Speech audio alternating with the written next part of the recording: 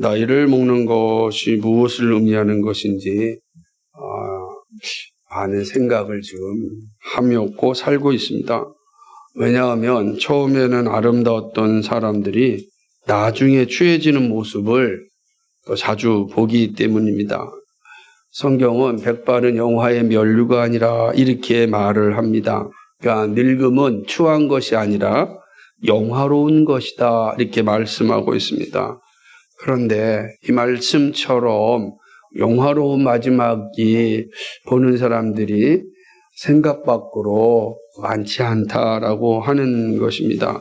오히려 영광이 아니라 추함이 되는 경우가 참 많습니다. 그 이유는 많은 사람들이 공의로운 길에서 떠나기 때문입니다.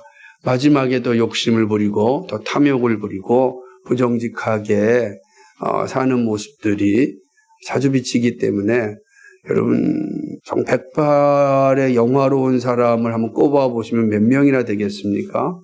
우리나라에서도 우리나라를 생각해 본다면 정말 아름답게 늙어가신 분들이 몇 명이나 될까요? 기독교인들로 생각해 본다고 하더라도 몇 명이나 될까요? 기업가 중에 우리가 유한양행을 만드셨던 분, 또는 우리가 장기려 박사님 같은 분, 많지 않거든요. 그런데 최근에도 무슨 김장하 선생인가요? 이런 분들, 참 이렇게 생각해 보면 손에 꼽아요. 물론 제가 지난번에 소개해 줬던 우리 고양시의 이가순 장로님 같은 분, 참 백발이 영화로운 분들이 있어요. 그런데 많지가 않은 것이죠. 상당수는 이 추함의 자리에 서는데 대부분이 공의로운 길에서 떠났기 때문입니다. 잠언 16장 31절 말씀처럼 이 백발의 영광은 공의로운 길에서만 주어지기 때문에 그렇습니다.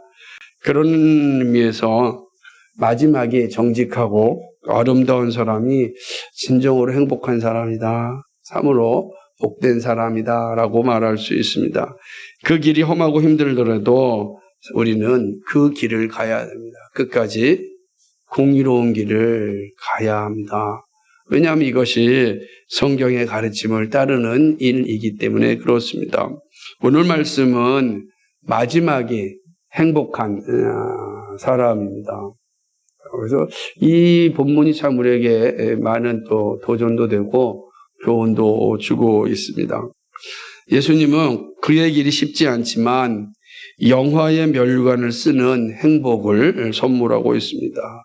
하나님께 영광을 돌리며 그의 마지막을 마치는 삶, 이게 가장 복된 삶인데 잠언이 말하였던 이 백발의 영화를 누린 사람 바로 베드로이기 때문에 그렇습니다.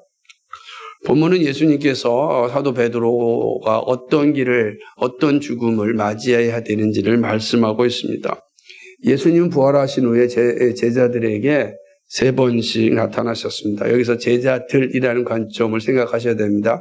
이후에 다시 말씀드리겠습니다만, 그리고 베드로에게는 2번의 모습과 다르게 3번째 나타나셔서 말씀을 합니다. 2번 베드로에게 보였는데, 2번째와는 다르게 이 3번째 베드로에게 예수님께서 아주 의미심장한 말씀을 하는 것입니다. 그러니까 베드로를 향한 이 주님의 말씀은 많은 생각을 하게 합니다. 하나님은 베드로가 3번 부인한 사실을 잘 알고 있습니다. 그래서 3번씩 베드로의 신앙 고백을 확인하십니다. 베드로의 고백을 들으신 예수님은 베드로를 온전히 회복시켜 주십니다. 베드로가 예수님께 온전한 용서함을 받고 그리고 회복되었다라는 사실을 알 수 있는 것은 예수님께서 그에게 사명을 주셨기 때문입니다. 내 양을 치라, 내 양을 먹이라, 나를 따르라. 이거는 온전히 베드로가 회복되었음을 의미하는 그런 사건인 것입니다. 예수님은 베드로에게 복음을 전하는 그런 사명을 이제 주셨습니다. 이게 15절과 17절에 있는 내용입니다. 주님이 맡기신 양을 치고 먹이라는 명령을 받습니다. 이 모습은 예수님이 베드로를 온전히 용서하셨고 받아주셨고 베드로가 완벽하게 회복되었다라고 하는 사실을 이제 의미하는 내용입니다. 예수님 안에서 회복한 베드로에게 예수님은 그가 어떠한 삶을 살아야 할 것인지를 알려주십니다. 베드로는 아직 가보지 않은 길입니다. 이 길이 어떤 길인지 가늠할 수도 없는 그러한 길입니다. 그러나 예수님께서 이제 베드로가 앞으로 가야 할 길에 대해서 말씀해 주시고 그 길을 다 끝나고 나서 하나님께 영광을 돌릴 것이다 라고 이제 말씀을 하는 것입니다. 이 길은 배신자가 변하여 충신이 되는 그런 길이기도 합니다. 그렇기 때문에 오늘 예수님께서 베드로에게 주신 이 말씀은 우리에게 매우 큰 도전이 되고 있습니다. 예수님은 이제 베드로에게 질문하지 않는 너희가 나를 사랑하느냐라는 3번의 질문과 함께 주님 제가 주님을 사랑하시는 것 주님이 아십니다 라는 답변을 듣고 난 후에 오늘 우리가 읽은 말씀에서 매우 의미심장한 말씀을 줍니다. 18절 말씀인데 다시 한번 같이 읽어볼까요? 내가 진실로 진실로 내게 이르노니 젊어서는 내 스스로 띠뛰고 원하는 곳으로 다녔거니와 늙어서는 내 팔을 벌리리니 남이 내게 띠띠우고 원치 아니하는 곳으로 데려가리라. 아멘. 이 말씀이 무슨 의미입니까? 예수님은 베드로에게 희망찬 내일을 약속하는 말씀을 주지 않았습니다. 여러분 분명히 회복된 베드로에게 주신 말씀인데 희망찬 내일을 보장하는 말씀이 아닙니다. 또한 제자로서 살 때 성공과 번영이 있을 것이라는 약속의 말씀도 아닙니다. 네가 나를 따르면 내가 성공도 있을 것이고 번영도 있을 것이다 라는 말씀이 아닙니다. 그리고 제자로서 누릴 수 있는 특권도 없습니다. 이 말씀은 놀랍게도 베드로가 어떠한 죽음을 맞이할 것인지를 이야기하시는 겁니다. 베드로의 죽음을 의미하죠. 젊어서는 자유롭게 살았지만 늙어서는 자신의 뜻대로 살지 못함을 말씀합니다. 이제는 자신의 뜻이 아니라 성령 하나님의 뜻대로 살아가는 존재가 되었고 자신의 생명도 이제 자신의 뜻대로 보장하지 못하는 존재가 되었습니다. 요한은 예수님께서 하신 말씀이 어떤 의미인지를 19절에서 해설하여 줍니다. 이 말씀을 하시면 베드로가 어떠한 죽음으로 하나님께 영광을 돌릴 것을 가리키심이로라. 이 말씀을 주시고 베드로에게 이르시되 나를 따르라 이렇게 말씀하셨습니다. 어떠한 죽음이죠. 그러니까 예수님께서 베드로를 온전히 회복시키신 후에 주신 약속은 베드로의 죽음입니다. 그죠? 여러분 이걸 어떻게 이해하시겠습니까? 그것도 자연적인 죽음이 아니라 순교적 죽음을 의미하는 겁니다. 우리가 장수하여 다 살 만큼 산 다음에 죽는 것이 아니라 순교적 죽음을 이야기하고 있습니다. 우리는 잘 알고 있듯이 전해 내려오는 이야기에 의하면 베드로 사도는 예수님처럼 십자가에 똑바로 박혀서 죽을 수 없다.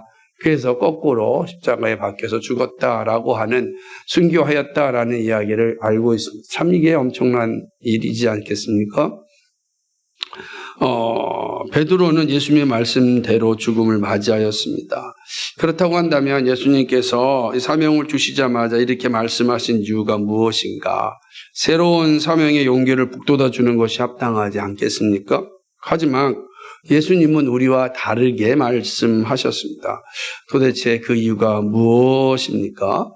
오늘 이 질문과 함께 오늘 본문이 우리에게 주는 교훈을 한번 제대로 한번 생각해 보고자 합니다. 첫째는 베드로는 소원을 감당할 수 있는 믿음이 되었습니다. 이걸 이제 예수님께서 확정하여 주신 것입니다. 베드로의 신앙이 온전히 회복되었음을 인정하십니다. 여러분, 베드로가 예수님 앞에서 한 고백이 무엇인지 아십니까? 베드로가 얼마나 자신만만하게 예수님 앞에서 서원하였는지 모릅니다. 누가복음 22장 33절에 보면은 예수님의 십자가의 죽으심 앞에서 당당하게 그가 이야기합니다. 그가 말하되 주여 내가 주와 함께 오게도 죽는 데에도 가기를 각오하였나이다. 그죠? 옥에도 가고 죽는 것에는 각오하였습니다. 다른 사람은 어떨지 모르지만 저는 주님과 함께 옥에도 갈 것이고 그리고 죽을 것입니다. 예수님 앞에서 사실 한 이야기입니다. 그죠? 예수님 앞에 서운한 거죠. 난 그렇게 하겠다라는 것입니다. 그런데 주님 앞에서 행하였던 이 베드로의 이야기는 얼마 되지 않아서 무색하게 되었습니다. 예수님을 배반하였기 때문입니다. 그것도 3번씩이나 부인하였습니다. 3번. 성경에서 3이라는 숫자는 항상 완전수를 이야기합니다. 그러니까 어떤 면이에요? 베드로가 완벽하게 예수님을 부인하였다는 거예요. 완벽하게 예수님을 부인하였습니다. 죽음 앞에 베드로는요, 두려웠습니다. 죽음 앞에 서 있는 베드로의 모습이 부인하게 되는 원인이 되는 것입니다. 또한 예수님의 죽으심을 받아들일 수 없었습니다. 예수님이 하신 모든 일이, 모든 말씀이 실패라고 생각하였습니다. 그렇기 때문에 예수님이 보는 앞에서 베드로는 3번씩이나 부인하였습니다. 그죠? 이게 참 씁쓸한 이야기지 않습니까? 예수님이 다 보고 있는데 그 앞에서 3번이나 부인하는 베드로의 모습을 한번 생각해 보시기 바랍니다. 베드로는 예수님의 보심 앞에 즉시로 회개하였지만 돌이킬 수 없는 실수를 하였습니다. 옥에도 가고 죽겠습니다 라고 하였지만 그에게는 아무것도 나타나지 않았습니다. 이후에 제자들은 예수님의 말씀대로 다시금 갈릴리로 모입니다. 부활하신 예수님이 제자들을 다시 만나고 지상 명령을 내린 곳이 갈릴리라는 사실은 매우 중요한 의미를 가지고 있습니다. 갈릴리는 변방이지 않습니까? 이스라엘에서 갈릴리는 가장 큰 변방이죠. 북쪽 변방입니다. 중심은 예루살렘이고 변방이죠. 변방이에요. 예수님의 사역은 변방에서 중심을 깨우는 일이었습니다.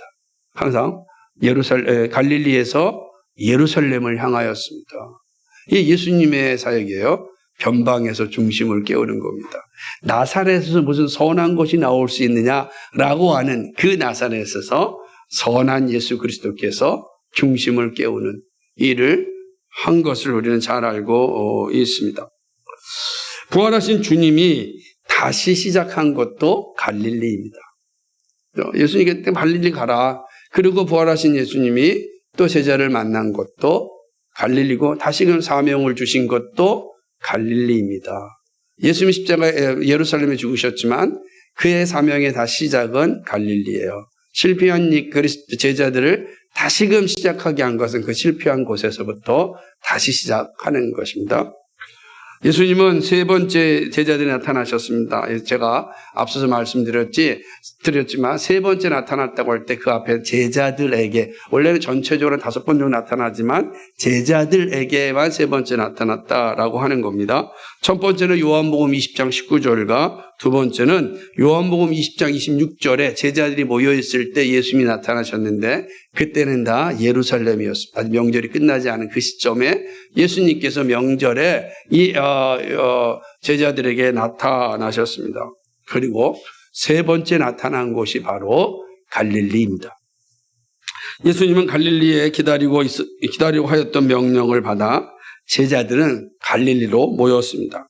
그러나 아직 주님은 나타나지 않았습니다. 그런데 마침내 3번째로 나타나셨습니다. 자, 우리가 3번째라는 것은 완전수라는 개념을 가지고 있다고 하지 않았습니까? 그럼 3번째 나타나고 더 이상 나타나지 않는단 말이에요. 예수님께서. 이 말은 3번째는 이제 마지막이라고 하는 의미를 가지고 있습니다. 더 이상 기회가 없다라고 하는 거예요. 이제는 3번째 나타나시고 승천하셔야 됩니다. 그러니까 3번째 나타나셨다라고 하는 의미도 이제 마지막으로 예수님께서 제자들에게 나타나셨다라는 것을 이제 해석할 수가 있는 것입니다. 그래서 베드로를 회복시키고 선한 것을 감당할 수 있도록 부르십니다. 베드로는 부활하신 주님을 만났기에 더 이상 의심할 필요가 없었습니다. 죽음을 이기신 주님을 만났습니다. 그리고 부활의 주님이 말씀하십니다. 비로소 이 베드로는 주님의 명령을 감당할 수 있는 능력을 가지게 되었습니다. 두 번 다시 주님을 배신하는 실수를 할 수 없었습니다.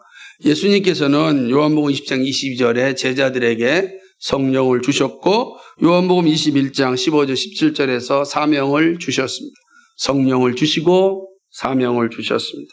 부활의 주님을 만난 베드로는 이제 죽음의 두려움을 이길 수 있게 되었습니다. 죽은 자가 살아났어요. 죽음을 이기신 주님을 보았습니다. 죽음 앞에 들어왔던 베드로가 죽음을 이기신 주님 앞에서 더 이상 죽음을 두려워하지 않게 됩니다. 그리고 주님께서 주시는 사명을 감당할 수 있고 그 서원을 이제 이룰 수 있게 되는 것이죠. 주님은 베드로에게 하나님의 영광을 위하여 살다가 죽을 수 있는 믿음을 주셨습니다. 베드로의 능력이 아닙니다. 주님의 능력입니다. 주님의 능력이 베드로에게 임하였기에 그는 이제는 죽음 앞에 두려워하여 자기가 한 소원을 포기하는 자가 되지 않았습니다. 소원한 것은 해로울지라도 반드시 지키라 라고 하는 시편의 말씀처럼 이 사도 베드로는 이제 자기가 한 소원을 해로울지라도 지킬 수 있는 자리에 이르게 되었습니다. 어떻게요? 부활하신 주님을 보았기 때문입니다. 죽음을 이기신 주님을 보았기 때문입니다. 그렇기 때문에 그는 능히 그 사명을 감당할 수 있게 되었습니다. 저는 이러한 능력이 우리에게도 있기를 기도합니다. 그래서 우리도 소명을 감당하고 소원한 것을 이룰 수 있는 믿음이 되기를 소망합니다. 여러분도 하나님의 어떤 소원 기도를 했는지 모르겠습니다. 그러나 그 소원 기도가 여러분이 해롭다고 해가지고서 포기하는 자가 아니라 정말 해로울지라도 소원한 것을 꼭 감당할 수 있는 그런 믿음이 되기를 간절히 소망합니다. 오늘 이것이 첫 번째 우리에게 주는 교훈입니다. 두 번째는요, 부활신앙을 소유한 자는 이 땅에서 생명을 가지고 영원한 인생을 준비하며 살아갑니다. 이게 정말 중요합니다. 이게 부활신앙과 부활신앙의 이전의 삶을 분명하게 갈라놓는 것입니다. 부활신앙을 가진 사람은 부활 이전의 삶으로 돌아갈 수가 없습니다. 전혀 다른 삶을 살아갑니다. 비록 동일한 장소에 살지만 전혀 다른 곳을 바라보기 때문에 그렇습니다. 여러분 생각해 보십시오. 죽음을 향하여 가는 삶과 생명을 가지고 사는 삶이 어떻게 같겠습니까? 죽음을 향하여 가는 삶과 생명을 가지고 살아가는 삶이 같을 수가 없지 않습니까? 부활 이전에 우리의 삶은 다 죽음을 향하여 가는 삶입니다. 그러나 부활 후에 우리의 삶은 생명을 가지고 영생을 향하여 살아가는 삶이 되는 것입니다. 죽음을 향하여 가는 사람은 다 이렇게 이야기합니다. 어차피 한 번 사는 인생 즐기며 살자라고 말합니다. 어차피 한 번 사는 인생, 왜 죽음을 향하여 가기 때문에 그 모든 사람은 죽음을 향하기 때문에 슬픈 거예요. 어차피 한 번 사는 인생 그렇게 살아갑니다. 그러나 생명을 가지고 사는 사람은 영원한 인생을 준비하며 살아갑니다. 죽음이 없는데 어떻게 죽음을 향하여 살아갈 수 있겠습니까? 우리는 죽음을 향하여 살아갈 수 있는 사람들이 아니에요. 부활신앙을 가진 사람은 죽음을 향하여 사는 사람이 아니고 생명을 가지고 영생을 향하여 살아가는 사람. 전혀 목적지도 다르고 모든 방법도 다르고 상황이 다 다른 겁니다. 그러므로 부활신앙을 소유한 사람은 부활 이전으로 돌아가서 살 수가 없습니다. 그걸 이야기하는 것입니다. 예수님께서 베드로에게 이러한 명령을 주신 것은 이전 것은 버리고 새로운 삶을 살 것을 말씀합니다. 이전은 자기의 삶을 마음대로 살았습니다. 그러나 부활의 신앙은 자기 마음대로 살 수 없습니다. 하나님의 영광을 위하여 살아가야 됩니다. 어차피 한 번 사는 인생이면 자기를 위하여 살죠. 안 그러겠습니까? 어차피 한 번 사는 인생 끝나는 인생인데 왜 남을 위해서 삽니까? 남을 위해 살아갈 이유가 어디 있습니까? 그냥 언제 뭐 잘 먹고 사는 거지. 노세 젊어서 노세. 늙어지면 못 노나냐 하면서 살아가야 되지 않겠습니까? 그래서 온갖 탐욕과 온갖 자기 욕망에 사로잡혀서 있는 거 아니겠어요? 온갖 모방 욕망에 빠져가지고 그냥 어떻게든지 나도 그렇게 살고 싶은 빠지는 거죠. 여러분 우리의 TV에서 나오는 거나 아니면 주변의 모든 광고나 그 다음에 많은 사람들의 이야기를 들으면 나도 그렇게 되고 싶은 욕망이 막 생기지 않습니까? 그건 한 번 사는 인생이기 때문에 그런 욕망을 갖는 거예요. 모방 욕망을 가져다 주는 건 사단이 가져다 주는 겁니다. 그리스도인들은 그 모방 욕망을 이길 수 있는 유일한 사람입니다. 왜요? 우리는 생명을 가지고 영생을 바라보며 살아가는 사람이기 때문에 이 믿음이 우리에게 세워지기까지 우리는 온전한 믿음이 되지 못한 것입니다. 여러분이 이 믿음이 분명하게 소유할 때까지 여러분의 믿음은 아직 어린아이의 믿음이요 장성하지 못한 것이고 그 믿음을 향하여 끊임없이 강구하며 살아가야 할 것입니다. 부활신앙은 하나님의 영광을 위해 살아갑니다. 그래서 믿음의 고난이 다가옵니다. 사람들이 원하는 것은 하나님의 영광이 아니기 때문입니다. 하나님의 영광을 위하면 자신들의 영광이 사라지거나 작아질 것이라 생각하여 비난하고 조롱하고 힐난하고 비웃습니다. 때로는 박해도 행합니다. 그러지 않겠어요? 그 대표적인 사람이 바울입니다. 바울이 부활하신 예수님을 만나고 나서 복음을 전도합니다. 그 중에 당시에 아주 활발한 무역과 그 다음에 거대한 도시였던 에베소에 이르게 됩니다. 에베소에서 예수 그리스도를 증거하게 됩니다. 근데 에베소에는 아데미 신전이라고 하는 큰 신전이 있었고, 신전에는 지금도 신전을 가보면 똑같지만요, 각종 부적들, 각종 이것들을 팔아서 삶을 유지하는 그런 일들이 아주 바글바글합니다. 저는 그래서 가끔 보면은 로마 캐톨릭의 성당을 가면 마치 그런 신전의 모습을 종종 느끼는 것을 경험한, 얼마나 많은지 몰라요. 몸은 이렇게 그냥 필요한 도구들이 많은지 모릅니다. 이제 이 상황 가운데 에베소에서 복음을 전하고 있었을 때 사람들은 이 자신의 부와 욕망을 축적하였던 그 아데미 신전을 무너뜨리고 있는 바울을 보고서 분노하였습니다. 그래서 시기와 모함과 박해를 행합니다. 그게 사도행전 19장 23절 41절의 내용입니다. 이런 모습이 있을 거예요. 부활하신 예수님을 만나고 난 뒤에는 자신의 욕망과 그 다음에 탐욕을 위해 사는 것이 아니라 하나님의 영광을 위해 살기 때문에, 그래서 사람들로 하여금 이런 모함과 시기와 질투를 받고 때로는 박해도 받기도 하는 것입니다. 베드로에게 주신 말씀이지만 사실은 모든 그리스도인에게 주시는 말씀이에요. 그래서 바울에게도 그 모습이 나타났고 오늘 예수 믿는 우리에게도 동일하게 나타나는 것입니다. 부활하신 주님을 만난 신자는 더 이상 하나님과 세상 두 사이에서 머뭇거리지 않습니다. 마치 엘리야가 갈멜산에서 이스라엘 백성들에게 요구하였듯이 하나님과 우상 바알 두 사이에서 머뭇거리지 말고 결정하라. 나와 우리 집안은 여호와가 하나님임을 믿는다. 이렇게 결정하지 않습니다. 나와 우리 집은 여호와가 하나님을 믿는다. 그렇습니다. 차든지 뜨겁든지 해야지 미지근한 신앙을 버리라고 말하는 것입니다. 주님은 베드로가 부활하신 주님을 보았고 온전한 신앙 고백을 확인하였기에 담대한 삶을 말씀하셨습니다. 앞으로 베드로가 만날 무서움이 무엇인지 몰라도 그가 선택한 것은 하나님을 영화롭게 하는 일입니다. 죽음이 이제 그를 주눅들지 못합니다. 어떤 박해도 주님이 주신 사명을 포기하지 못하게 합니다. 부활하신 주님을 만난 사람은 새로운 삶을 살고 새로운 결단을 감당합니다. 베드로처럼 부활한 주님을 만났던 바울의 고백이 이것을 증명합니다. 로마서 14장 8절에 있는 말씀처럼 우리가 살아도 주를 위하여 살고 죽어도 주를 위하여 죽나니 그러므로 사나 죽으나 우리가 주의 것이로다. 아멘. 이 믿음이 부활하신 주님을 만나면 생명을 가지고 영생을 향해 살아가는 사람이기 때문에 사나 죽으나 그게 중요한 게 아니에요. 사나 죽으나 그게 나에게 의미가 없어요. 사나 죽으나 내가 어떻게 사느냐가 중요한 것입니다. 이것이 바로 부활하신 주님을 만난 베드로에게 또 오늘 우리들에게 기대하시는 삶입니다. 베드로의 앞에는 엄청난 장애물이 있을 것입니다. 그러나 그 어떤 것도 베드로의 삶을 되돌릴 수 없습니다. 이제는 베드로 자신의 의지대로 사는 존재가 아니라 성령의 인도함을 받아 살아가기 때문입니다.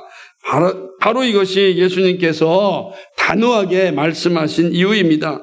전적으로 하나님의 영광을 위하여 살게 하시고 또 하나님께 영광 받게 하시려는 주님의 뜻이 여기에 있습니다. 그리고 주님께서 어떠한 죽음, 나를 따르라 라고 하신 것은 이런 의미를 가지고 있다. 주님의 단호함이 바로 베드로야, 이제 너의 삶은 부활신앙을 가진 사람들의 살아가는 삶의 모습이 무엇인지를 명확하게 알려주신 것입니다. 우리도 마찬가지죠. 우리는 죽음을 향하여 살아가는 사람이 아닙니다. 영생을 가지고 영원한 생명을 가지고 영생을 향하여 살아가는 삶이다. 이게 우리의 위치예요. 얼마나 멋있습니까? 얼마나 감사합니까? 그러면 무엇을 위하여 살아야 하는지가 분명해지지 않습니까? 여러분에게도 이런 믿음이 있기를 소망합니다. 세 번째는요,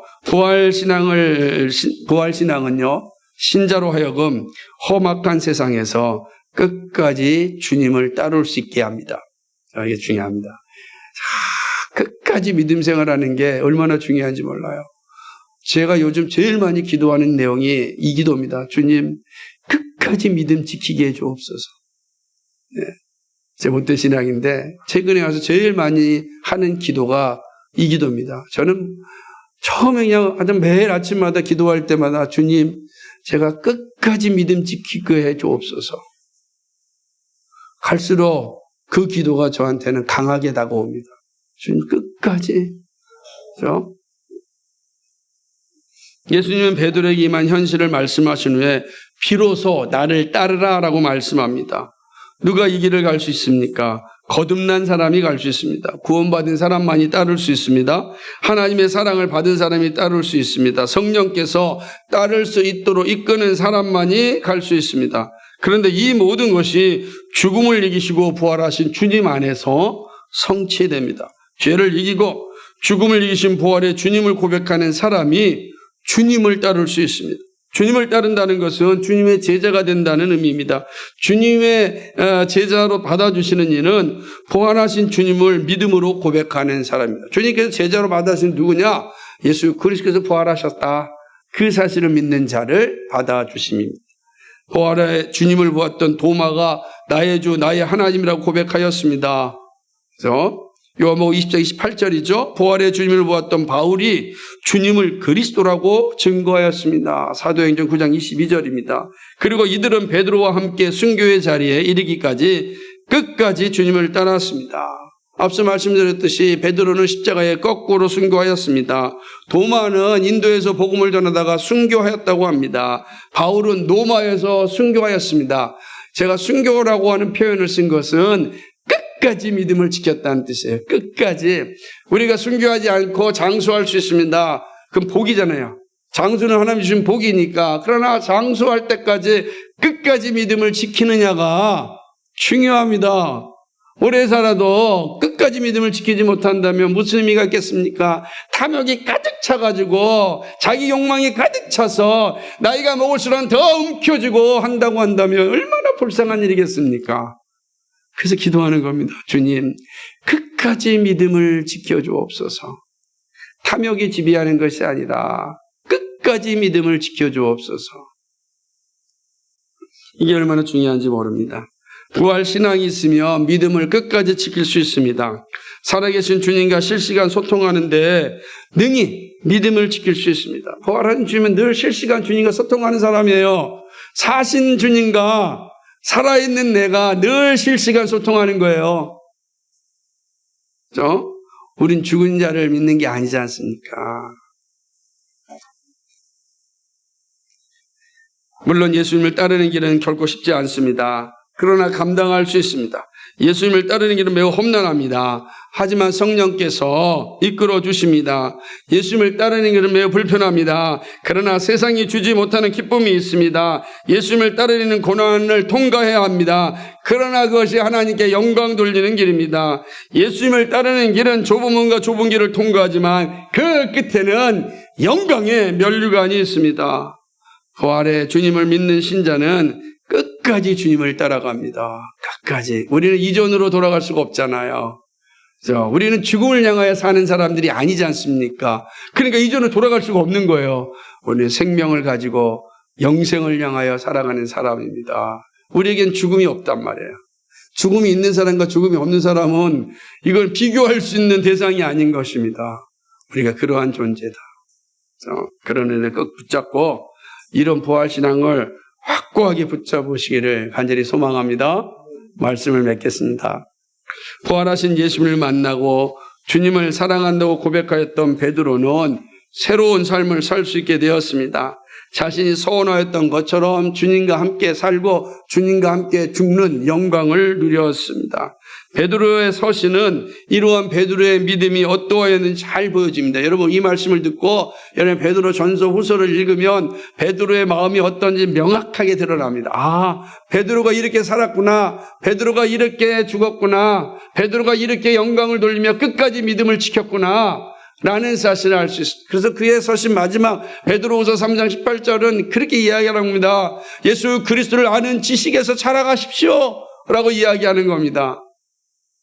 그 의미가 오늘 말씀을 잘 기억하면 선명하게 다 왜 그가 그런 말을 하였는지, 부활하신 예수 그리스도를 알아가면 할수록 이 땅에서 믿음의 길을 완주할 수 있음을 베드로는 확신하였습니다. 그렇게 살았기 때문입니다.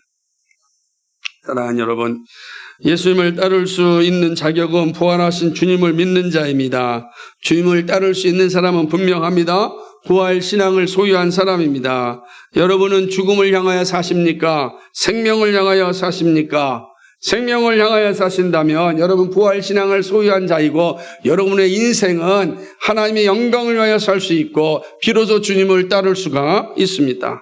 자, 그렇다면 부활신앙을 가진 우리가 결단해야 될 삶은 무엇입니까? 우리가 힘써야 할 것은 부활하신 예수님이 내 삶의 중심이 되어야 합니다. 바울이 전한 말씀을 함께 고백하시기 바랍니다. 빌립보서 1장 20절 말씀에 이렇게 고백합니다. 나의 간절한 기대와 소망을 따라 아무 일이든지 부끄럽지 아니하고 오직 전과 같이 이제도 온전히 담대하여 살든지 죽든지 내 몸에서 그리스도가 존귀하게 되게 하려 함이니라. 아멘. 살든지 죽든지 내 몸에서 그리스도가 존귀하게 되게 하려 함이니라. 이것이 부활신앙을 가진 사람들의 삶의 모습인 것입니다. 그리고 무엇보다도 부활하신 예수를 믿는 자는 하나님 나라와 실체적 기관인 교회를 세우는 일에 순종합니다. 주님께서 베드로를 향하여 나를 따르라고 하신 것은 하나님 나라를 세우라는 일입니다. 주님 나라 완성하는 그날까지 이 일을 감당합니다. 하나님의 나라, 즉 하나님의 통치가 온전히 이루어지기를 힘쓰는 일입니다. 우리의 가정에서 하나님의 통치가 이루어져야 됩니다. 우리의 기업에서 하나님의 통치가 이루어져야 합니다. 나의 학업에서 하나님의 통치가 이루어져야 됩니다. 내가 만나는 사람들 관계 속에서 하나님의 통치가 이루어져야 됩니다. 하나님의 나라가 세워지는 것, 그것이 부활하신 그리스도인들이 가야 될 삶의 모습인 것입니다. 우리의 가정, 우리의 직장, 우리의 학교, 우리의 관계, 우리의 모든 곳, 특별히 교회가 하나님의 통치를 온전히 받도록 우리는 끝까지 감당해야 합니다. 우리는 생명을 향하여 살아가는 부활의 신앙을 가졌습니다. 나는 생명을 가지고 생명을 향하여 가는 자입니다. 그래서 나를 따르라 말씀하신 주님께 감사합니다.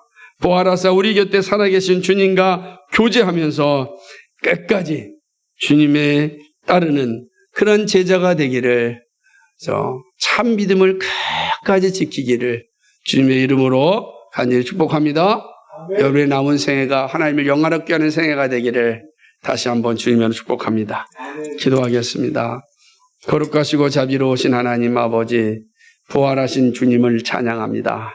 우리에게 생명을 주신 주님을 찬양합니다. 우리는 주님 죽음을 향하여 살아가는 자가 아니라 생명을 가지고 영생을 향하여 살아가는 존재입니다. 하나님 이 땅 가운데 이 믿음 가지고 끝까지 믿음을 지켜서 하나님께 영광 돌리는 우리의 삶, 우리의 교회, 우리의 가족이 되게 하여 주시옵소서. 참으로 주님만 기뻐하며 살아가는 참 행복한, 참 샬롬이 넘치는 우리의 삶 되게 하여 주옵소서. 감사하오며 예수 그리스도의 이름 받들어 기도하옵나이다. 아멘.